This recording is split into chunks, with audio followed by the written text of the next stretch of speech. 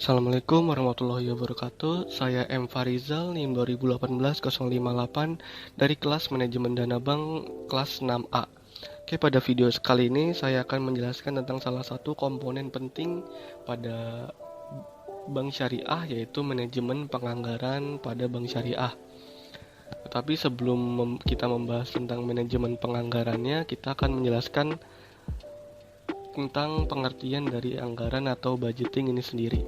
Nah, anggaran adalah suatu rencana yang disusun secara sistematis yang meliputi seluruh kegiatan bank atau institusi yang dinyatakan dalam unit atau kesatuan moneter yang berlaku untuk jangka waktu periode tertentu di masa yang mendatang.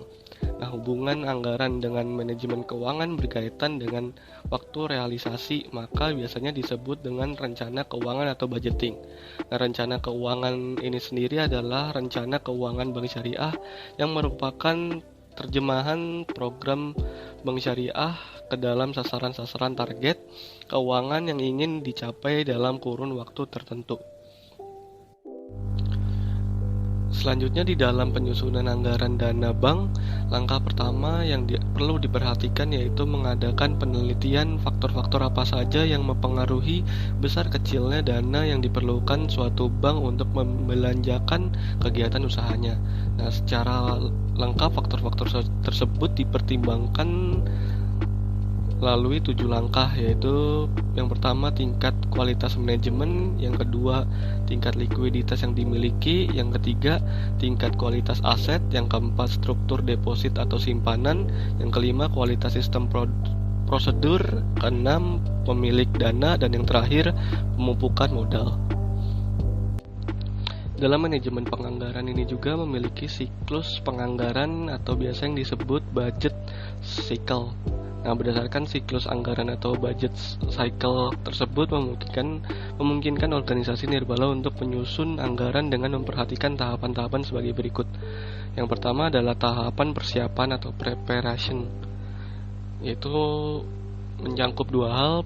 Yang pertama ada pemberian arahan berdasarkan rencana strategis organisasi, dan yang kedua usulan atau masukan dari tingkatan unit kerja atau program. Nah, arahan dari pimpinan organisasi atau dewan pembina akan ditindaklanjuti oleh unit kerja atau program melalui pengajuan desain program yang dilengkapi dengan estimasi biaya yang diperlukan. Selain itu dibutuhkan juga indikator pencapaian untuk memudahkan proses monitoring dan evaluasi. Nah, dalam penyusunan anggaran yang perlu diperhatikan adalah adanya kegiatan plus. Kegiatan ini dikategorikan sebagai kegiatan yang menempati urutan teratas untuk segera dilakukan sebelum melakukan kegiatan lainnya. Nah, yang tahap kedua adalah tahap ratifikasi atau ratification yang mencakup kompilasi usulan anggaran. Nah, proses selanjutnya adalah pengumpulan atau kompilasi seluruh usulan anggaran dan mendiskusikannya bersama. Hal ini penting untuk dilakukan karena pada tahapan ini usulan dari berbagai pihak atau unit kerja akan digabungkan menjadi rencana anggaran organisasi. Dengan dilakukannya penggabungan ini, sinkronisasi antar program dapat terjalin satu sama lain. Nah, tahap selanjutnya adalah tahap implementasi atau implementation yang mencakup 3 hal, yaitu anggaran. Yang pertama ada anggaran penerimaan. Nah, tahapan terpenting dalam proses penyusunan anggaran organisasi adalah memprediksi sumber dana untuk membiayai kegiatan yang direncanai. Padahal sumber dana dikenal sebagai bagian dari anggaran yang tidak dapat dikontrol oleh organisasi. Oleh karena itu penting untuk melihat dan menghitung kembali besaran perkiraan dengan menggunakan data historis yang dimiliki, karena perkiraan pendapatan akan mempengaruhi secara langsung tingkat kegiatan yang akan dilakukan. Dan yang kedua adalah skenario anggaran.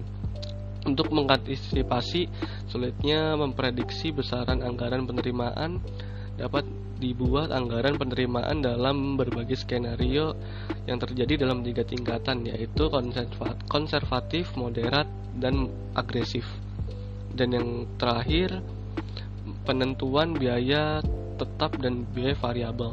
Nah, setelah menentukan skenario yang digunakan, langkah selanjutnya adalah menentukan besaran biaya yang akan dianggarkan, yaitu identifikasi biaya tetap atau fixed cost, yaitu biaya yang harus dikeluarkan tidak tergantung pada tingkat kegiatan yang dilakukan organisasi, atau dengan kata lain, ada atau tidak ada kegiatan, biaya-biaya tersebut harus dikeluarkan. Dan tahap terakhir adalah tahap laporan dan tahap evaluasi, yang mencakup satu hal, yaitu proyeksi arus kas.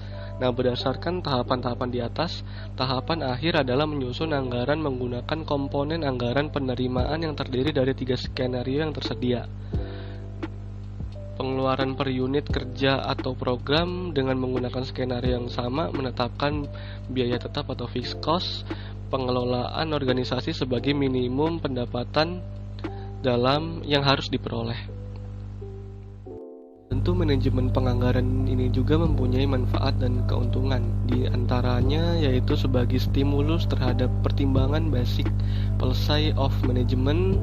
Yang kedua, adanya polarisasi pembagian tanggung jawab yang jelas. Yang ketiga, mendorong anggota untuk ikut dalam penetapan tujuan. Yang keempat, mendorong semua pihak untuk membuat rencana sesuai dengan tupoksinya atau porsinya. Yang kelima, mendorong manajemen untuk merealisasikan terhadap apa yang direncanakan. Yang keenam, mendorong memakai data keuangan sebelumnya. Yang ketujuh, mengharuskan akan pemakaian tenaga kerja, fasilitas, dan kapital seekonomis mungkin. Sekian video penjelasan singkat saya tentang manajemen penganggaran pada bank syariah. Kurang lebihnya mohon dimaafkan. Wassalamualaikum warahmatullahi wabarakatuh.